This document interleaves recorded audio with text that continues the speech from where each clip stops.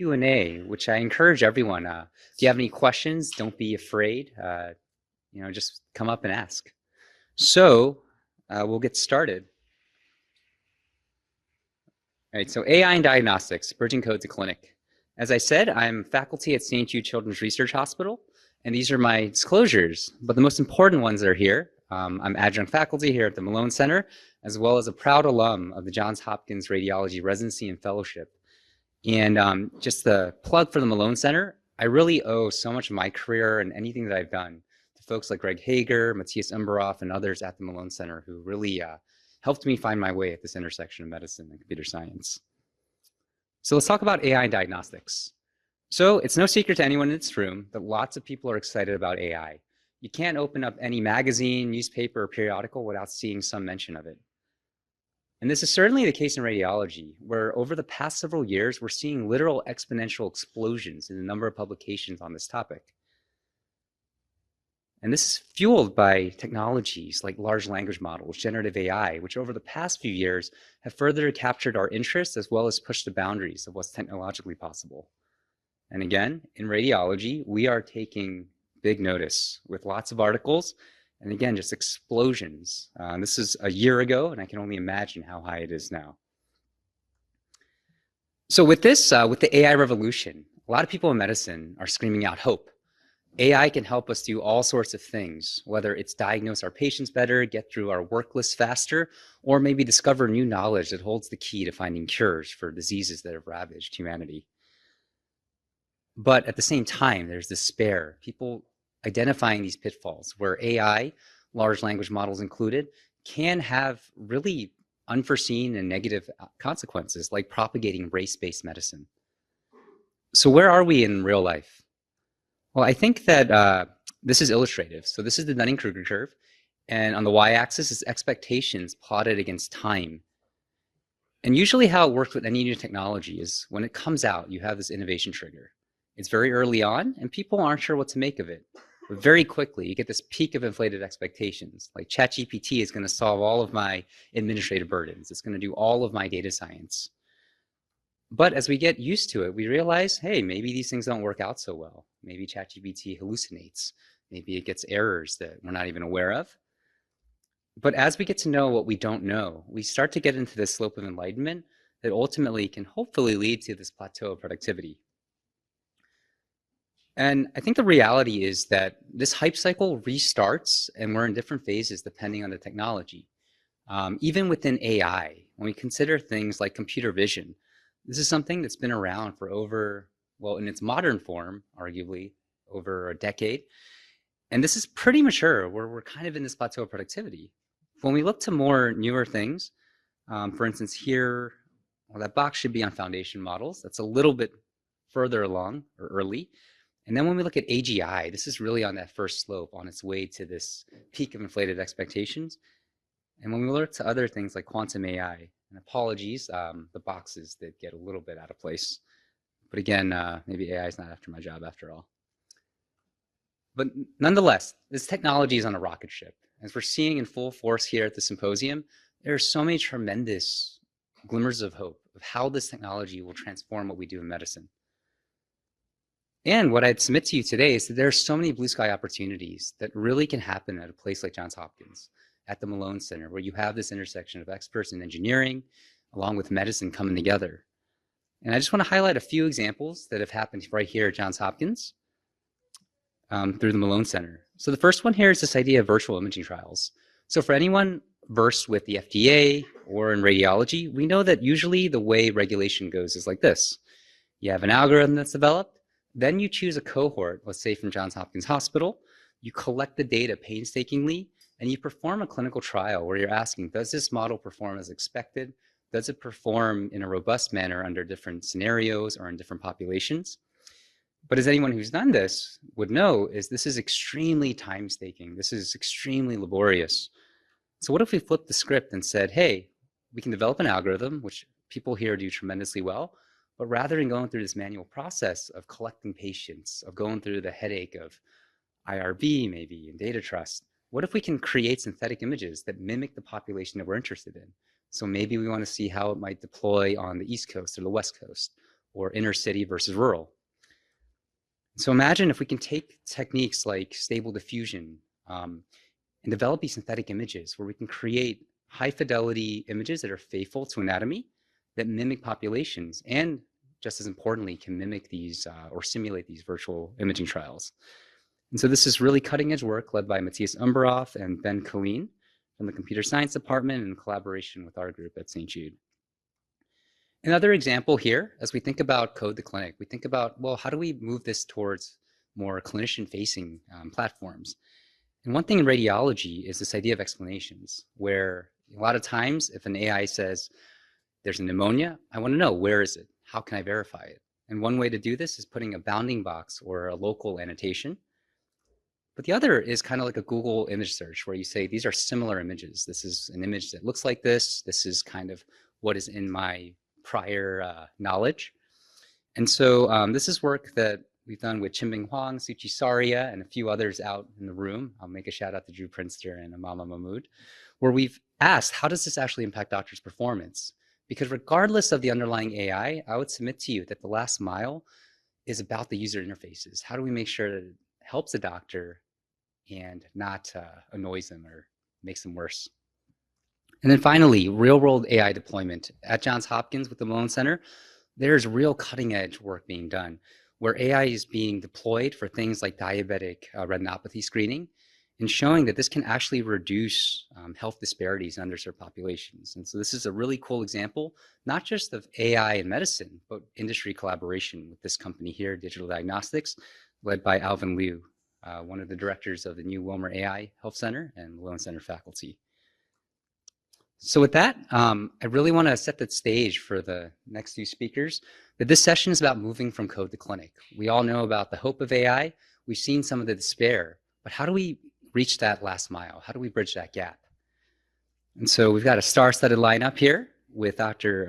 Sair, Professor of Radiology and Director of Neuroradiology at Johns Hopkins, and Andrew Menard, Executive Director for Radiology Strategy and Innovation. So with that, I'd like to welcome Andrew to the stage, and thank you for your time and attention.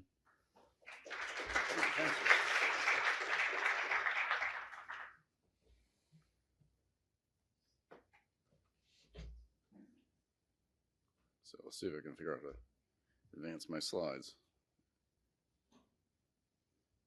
All right. Hi, everybody. So I'm in radiology, so I'm going to talk about radiology. But as Paul said, there are lessons that would sort of carry into other domains.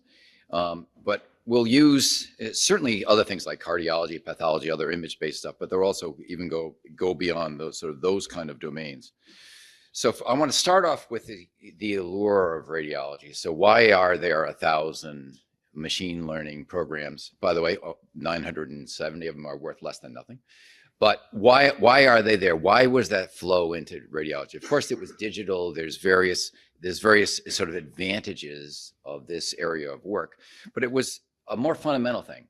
You know, it has the hope of improving patient access. It has the hope of improving safety, and it may address our workflow problem. Now, I'm going to speak to you more as an economist than as a radiology administrator at this talk. And these things are all different aspects of one single problem.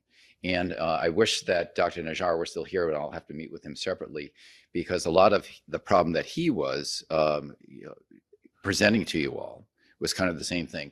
And it's the lack of understanding of economies of scope and the overemphasis, as MBAs always do, on economies of scale. So you don't understand what the mission, what the economies that drive healthcare are in the first place. And they're really reflected in these things. So patients come with unlimited numbers of presentations into a hospital, and you have to use the limited infrastructure, the limited assets, the people, the buildings, the equipment for presentations you don't even know about yet. Remember when COVID came?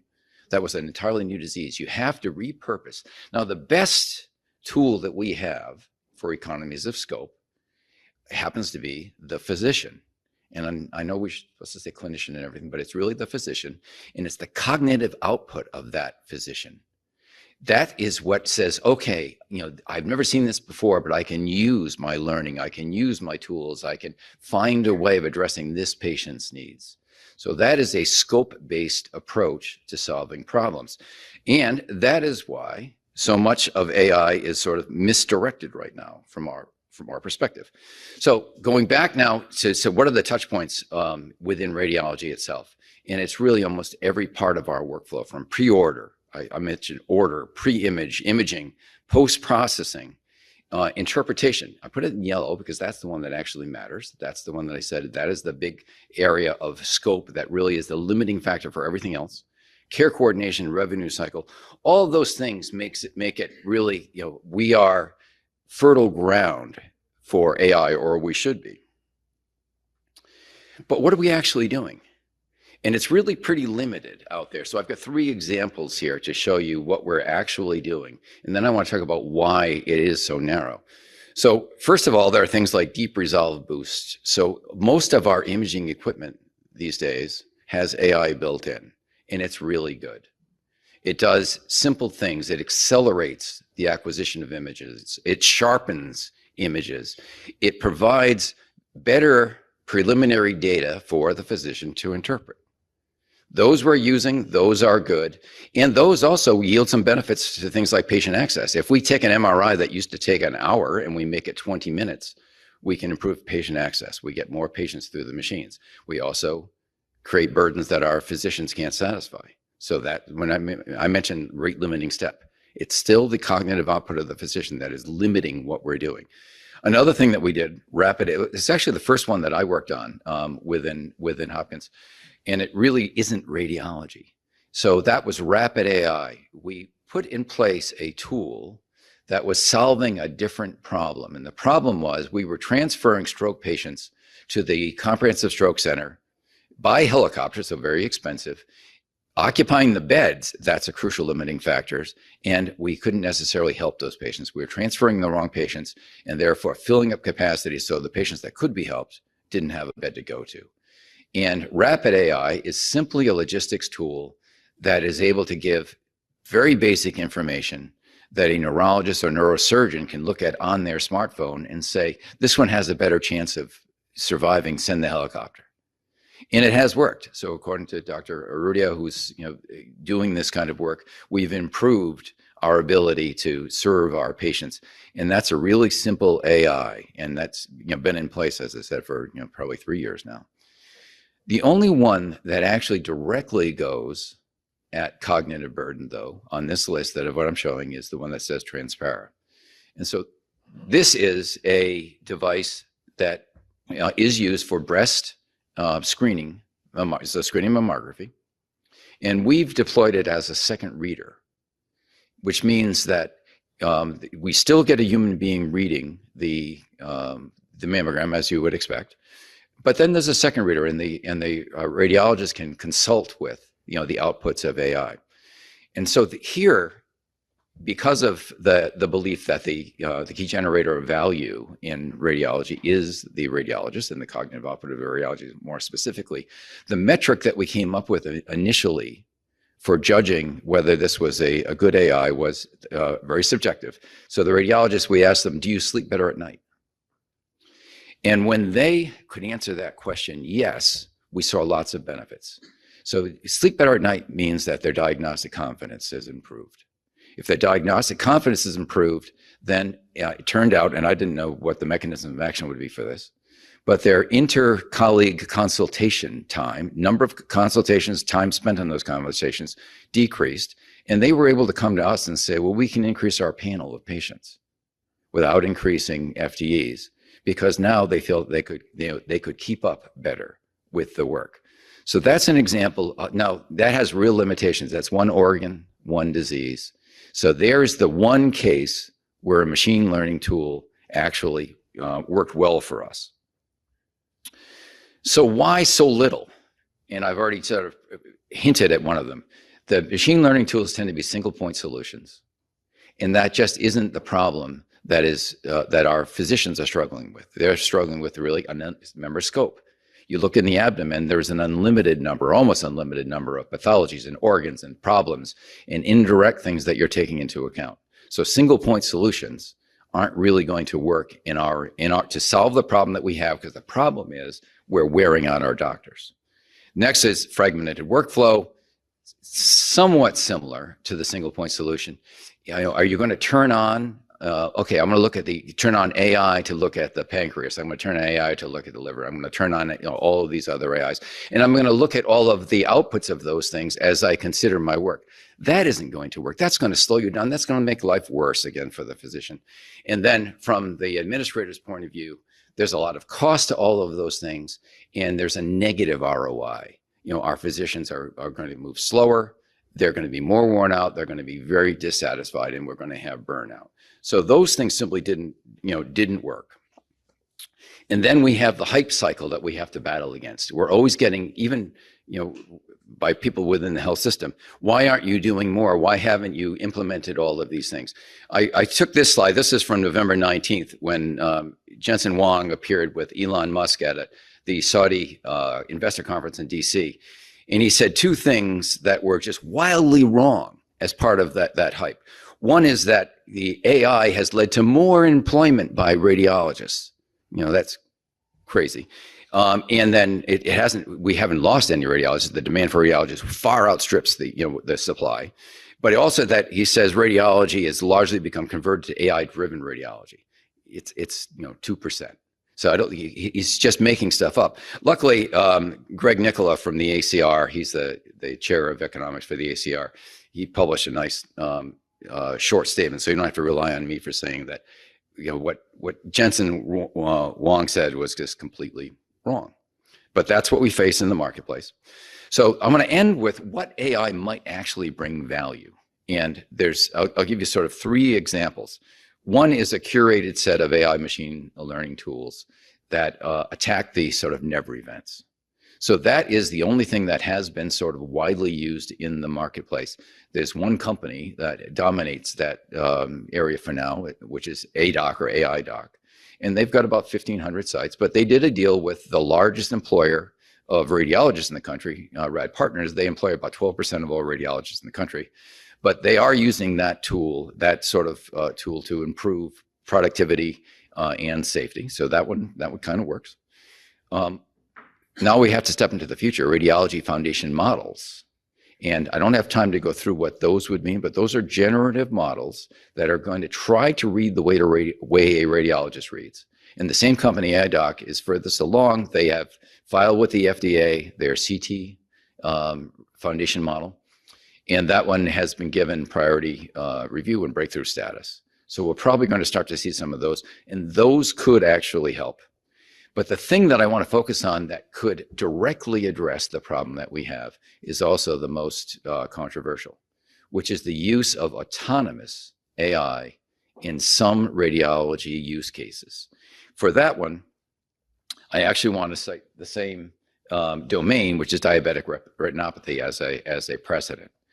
So we have three technologies that are approved they're not approved, by the way, they're cleared. And it's a whole separate lecture, but FDA clearance and FDA approval are really different.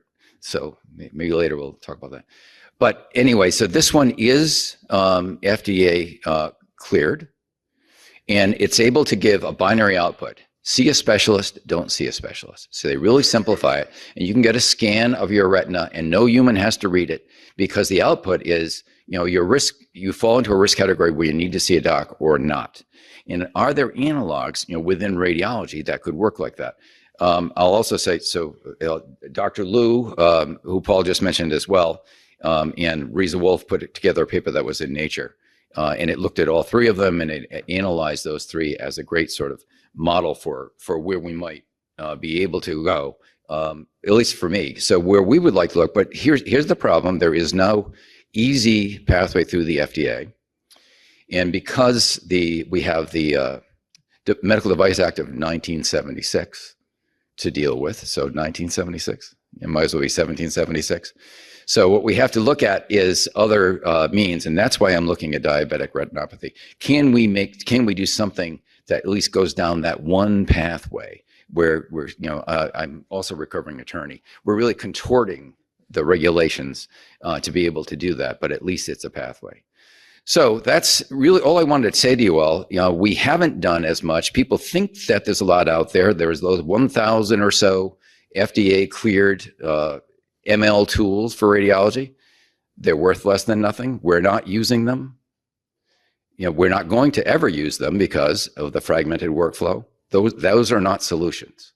So you guys have a lot of work to do, and you should be solving the real problems, and the real problems can only be articulated by our physicians, not by me, not by administrators, other people working at it. You have to sit down with Dr. Sair and his colleagues to say, what are the things that you struggle with? What would make life better?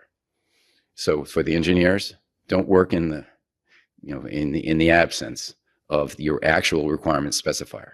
All right, bye-bye.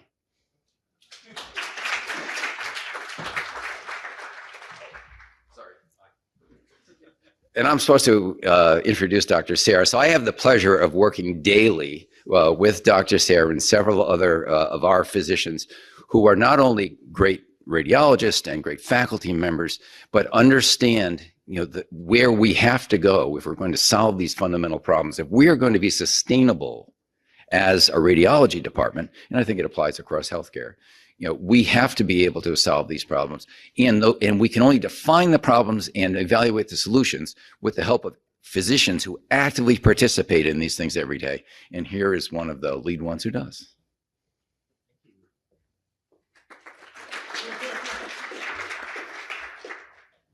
Okay, thank you for the excellent background. So my name is Sair, and then I am neuroradiologist director of the Division of Neuroradiology. I have 12 minutes, right, I think. So I was a little bit overzealous in creating this talk, and I have way too many slides. So I'm going to go as quickly as I can, and then when it's 10 or 12 minutes, just cut me off. But you'll get the idea, which is the question of how useful AI is, right? Because this is where we're coming from. In 2016, I'm assuming everybody knows who Jeff Hinton is, but one of the grandfathers of AI, theoretically, and won the Nobel Prize this past year, or was it last year? And in 2016, said people should stop training radiologists now, which is really comforting for somebody like me to hear, because they said it's completely obvious that within 5 years, deep learning is going to do better than radiologists, right? So this is when convolutional neural networks were starting to become pretty good at telling the difference between cats and dogs and blueberry muffins. And they thought that maybe we could do the same with radiologists, because that's all they do is look at pictures and then decide, is it a tumor or a dog or a cat or whatever it is. And he was not the only one that said this. There's a bunch of other people also mentioned that there's no reason to train radiologists. And that ended up causing a whole other problem that we'll take another talk. But maybe partly because of this, but there's a lot of focus on AI tools in imaging. And this is just for neuroradiology. Andrew had mentioned some other tools that are available beyond neuroradiology, but this is just for neuroradiology. And like he mentioned, currently there's 1,000-ish FDA approved, right, devices. And of those, 3/4 of them are in medical imaging radiology. And yet, and I'll tell you, every day I get emails from a couple of 2 or 3 different startups wanting to use their AI software and then say, oh, can we collaborate on, validation, or can you use our tool and then pay for it? And most of the time the answer is no. And the reason is because it's multifactorial, meaning Andrew had mentioned some things like improving workflow, and a lot of these tools, I don't know that we've really established that is happening. So aneurysm detection is one example where this meta-analysis, just a review, right, came out in, I think, 2022. And then they mentioned that, at least based on their research, the deep learning models have good results with detecting intracranial aneurysms. Now, I would find that helpful because this is not something that I want to miss. This is a situation where if you miss an aneurysm, person can come in, and then if they bleed, then they can die, right? So weirdly, also in 2022, there's another meta-analysis, and I guess I need to read deeper into the papers and then figure out which one is correct, because this group is now saying that it's actually not as helpful as we think it is. So conflicting evidence, and then practically speaking, I kind of believe the latter one, because we actually asked a company to run through one of our patients who had an aneurysm. And then here's the result that I got, which was the AN1 in blue shows the aneurysm. But then it also found 5 other things that were flagged as aneurysms when in fact they were not aneurysms. Now, is that good for me? In one sense, yes. If I miss that blue aneurysm, not good, right? But that aneurysm is big enough that typically we would not miss it. And okay, maybe that it's a heavily loaded question, the typically part, but usually we would not miss it. And these AI algorithms, a lot of them, they say like, okay, our tool is validated for aneurysms more than like 3 to 5 millimeters, for example. 3 to 5 millimeters sounds small, but on imaging, it is not subtle. So if I miss a 5 millimeter aneurysm, then I should not miss a 5 millimeter aneurysm unless it's oriented really funny. Okay. So, but then now I have 4 other things I need to look at and spend time to figure out if it's correct or wrong, because if this AI algorithm is used in clinical practice, and now we have a documentation saying that, okay, you have 5 potential aneurysms, and then I don't really evaluate them properly, then we have a problem, right? So now I need to make sure that each one of them is actually a false positive. So that takes time. And then this goes beyond neuroimaging, but some articles that demonstrate that essentially using AI algorithms for, in this case, prostate imaging. And essentially here, what they said was that it really didn't decrease radiologist workload or stress. And some other papers saying, okay, what's the direct impact of AI and radiologists and burnout? And it turns out it really doesn't do anything for burnout. Everybody's working a little bit too hard. So where are these AI tools that actually help me, right, reduce my anxiety or workload? There's other papers now showing, depending on how accurate the AI algorithm is, and none of the AI tools that we have currently are 100% accurate, but depending on the accuracy, essentially the obviously the reliability of the radiologist making the interpretation would be different. And here, it's kind of interesting to me, and again, I got to read this paper in more detail, but as the AI error increase, the low error ones seems like, okay, it maybe helps the radiologist, but the higher ones decreases the accuracy of the radiologist. That kind of makes sense, right? I'm not sure why, when the AI error is close to 0, that it doesn't increase the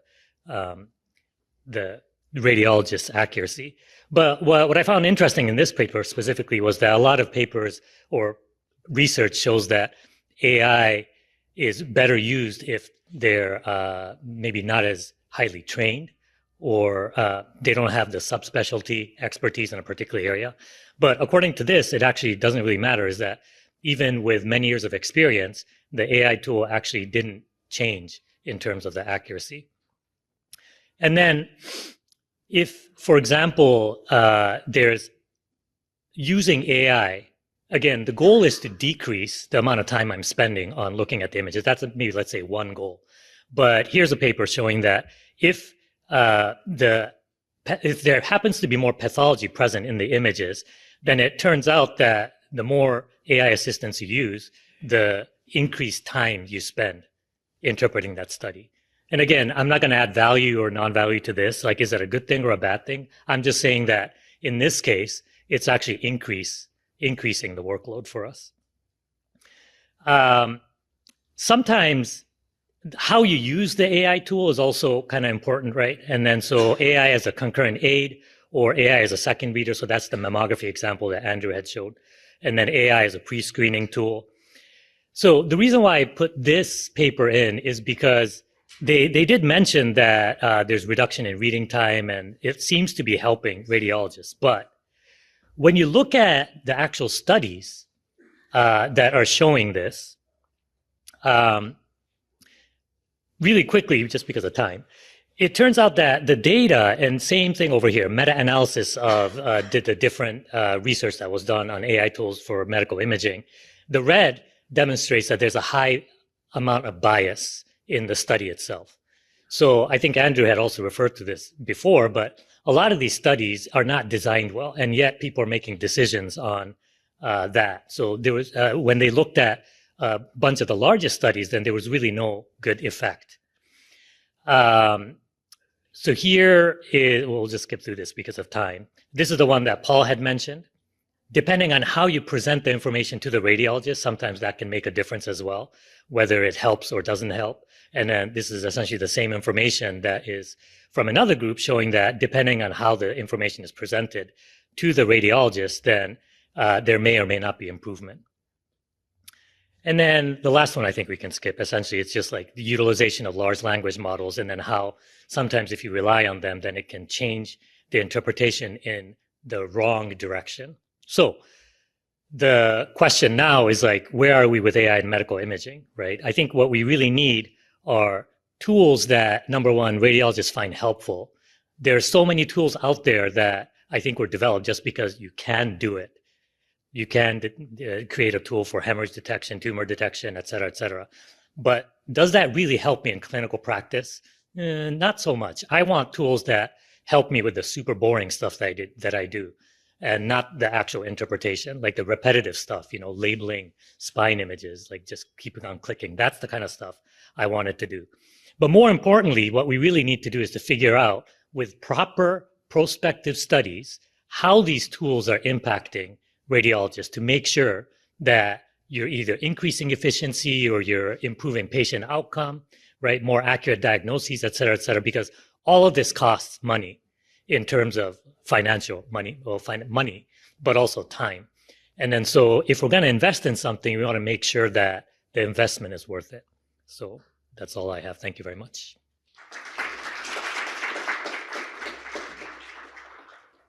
So I guess we have question and answer session. Yeah. Of allowing interaction with an eye doctor who could see even a basic picture or a scan from the device that my team was working on, was even if it had to be an eye doctor who was reviewing that and no software. This is over 10 years ago. That dynamic opened up a new frontier of kind of health-seeking behavior for patients, and also helped to correct some imbalance of urban and rural hospitals, for example, and also introduced a new component to the workflow. And it seems that there's ample opportunity in even backtracking from an extreme AI situation and saying, just in this discussion, we have learned things about our workflow and about opportunities for process improvement.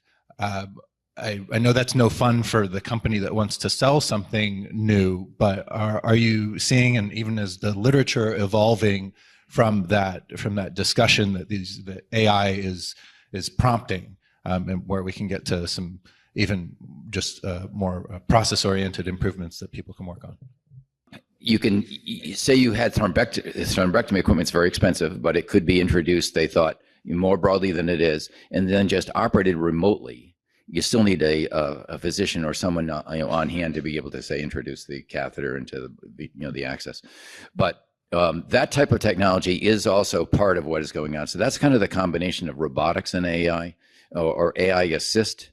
Still doesn't, it's trying to get more access for patients, but its limit is going to be the physician again, the neuroradiologist, the neuro interventionalist, or neurosurgeon.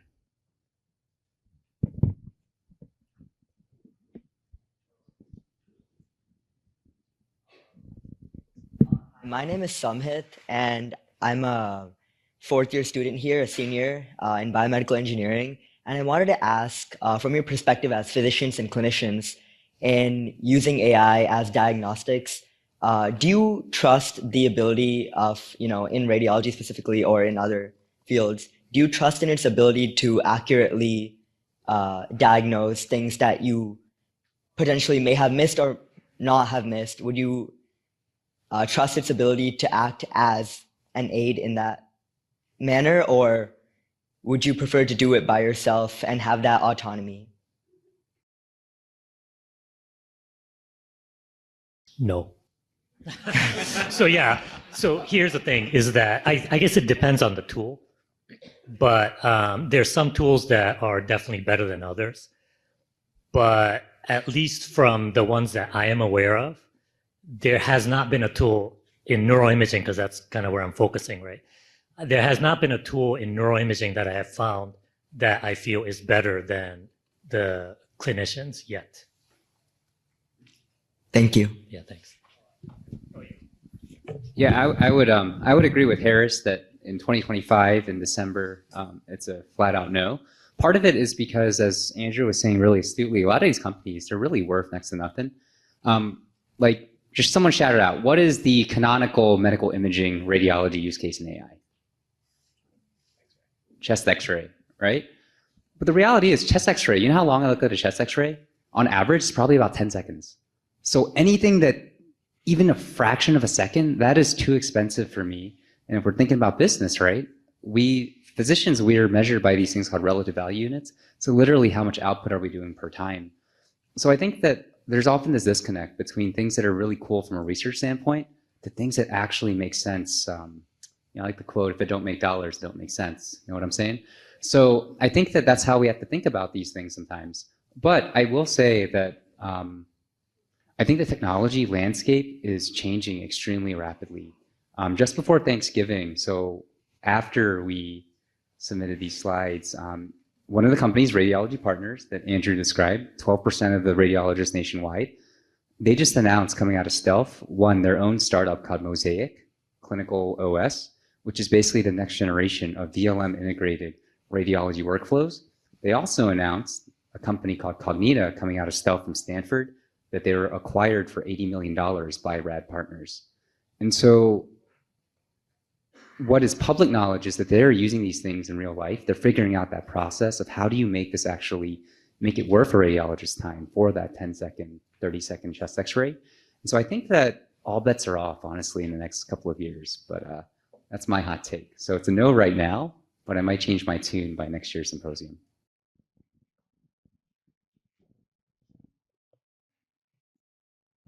So I have my name is Guy. I'm a graduate student from the BME department.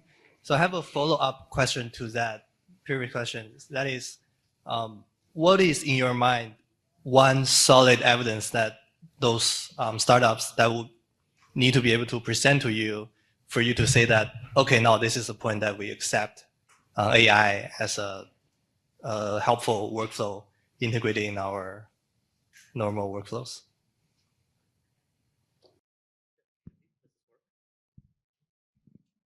Does this work? Hello? Yes? Okay. So yeah, I think it's slightly multifactorial, but whatever the tool is needs to be equal to accuracy of the physician.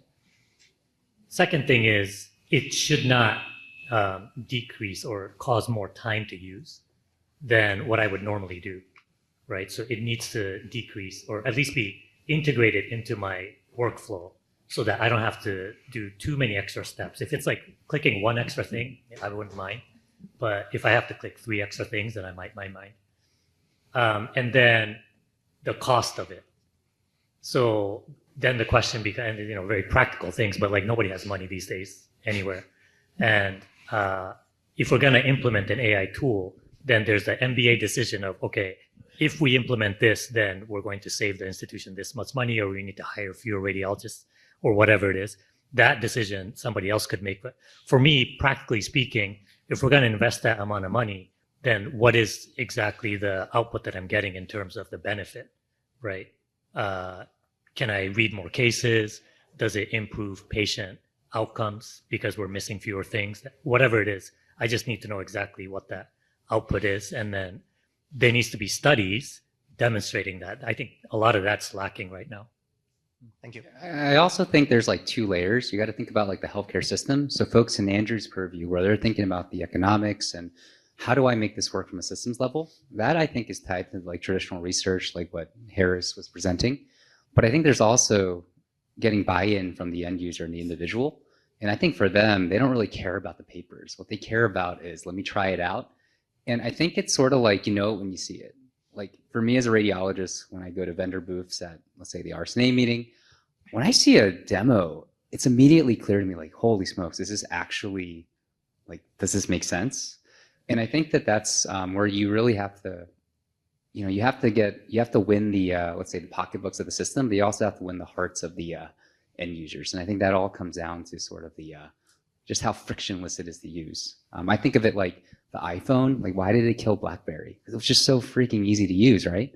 And I think that the more those things can be really honed in, that's going to be the difference maker. I just want to cite Chick-fil-A from Peter Najjar's talk. 2 extra clicks, that's excruciating to one of our radiologists. So that was such a great use of that word in that slide. Don't, hurt my radiologist. I'm going to say 1 extra click is excruciating to the radiologist. I'm Dimitri Anikopoulos, the Chief Innovation Officer of RadAI, a non-pixel-based radiology artificial intelligence solution. And this is kind of the third revolution on that question, if you will, but I think it's important. How do you factor in the qualitative aspect? ROI is so often quantitative, the MBA problem. Andrew, you mentioned this a little bit in your Transpera example, the cognitive load, the burden when you go home, the sigh like at the end of the day. How do you factor that into your business cases and your understanding of engagement with these solutions? So I'll take that one because this is actually really important to me. Remember the premise that I have as an economist is that the key generator of value and the key constraint on value are the same thing, and it's the cognitive output of the radiologist. And that's why I feel subjective measures are probably the best way to start. Now, there should be sequelae. There should be sort of the side effects of those subjective measures.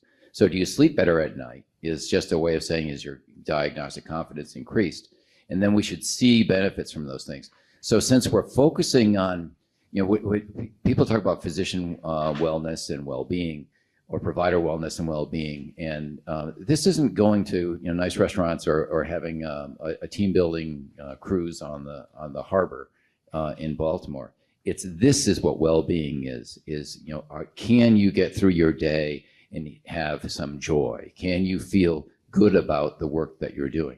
So that's why I think it's okay to really look and ask the physician these type of subjective questions and not think that we can quantize everything. That comes later.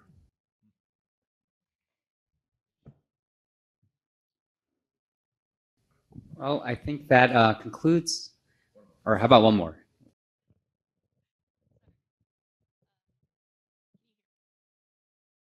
So I don't mean to drag it on longer than you intended, but I had a question sort of about looking forward to the future of some of this stuff. A lot of what all three of you talked about is sort of managing day-to-day crises. You're like, I don't want something that increases my workload. AI kind of has the capability of almost leapfrogging in certain ways, like with superhuman vision. Like maybe it can see cancer is going to form in 3 months. And if you saw that, you'd switch it back to no cancer because to the human eye, it still looks like no cancer. How much appetite is there for something that will make the job initially way harder, but ultimately might change the landscape? Yeah, just to keep it brief, I think those kinds of AI tools would be very helpful and welcome. If, again, we knew that it has a good prognostic value, then again, with these kinds of tools, you're kind of weighing in, okay, how much effort do I need to put into utilizing it versus the output? That needs to be balanced, right? So I'm not really saying like, I don't want to put any effort into using an AI tool. I just want to make sure that it's not making my life worse for no added benefit. But if there's a tool that, can see things that we are missing or humans cannot perceive, and it can predict tumors in 3 months, I would absolutely welcome that kind of a tool. I will say, though, I think that as individuals, we may have different opinions than if we're putting on some type of leadership hat, because there are ramifications that we have to keep in mind. Unfortunately, we have to think about things like medical legal. There's a really interesting paper that just came out, I believe it was NPJ Digital Medicine, where they surveyed patients and asked them, hey, how likely would you be to sue a doctor if they interpreted AI first, looking at the image, then looked at AI and then still got it wrong, versus AI first? And gave them a bunch of scenarios. And they basically said, like, I'd be more forgiving or more sympathetic towards a doctor who looked at the image first. So I think that there's a lot of factors involved. And so what I submit to you all is there's so much more than technology. It's legal, there's psychology involved, there's economics. And so I think it really does require everyone's vantage point, regardless of whether you're technical or clinical or somewhere in between. And also, just to maybe finish up with that comment, but that's essentially what one of the tools that we are using in radiology is doing, right? Which is that Transpera is like, it'll classify lesions into high risk versus low risk for future malignancy, I guess. Yeah. It's really cool. Thank you. All right, thank you.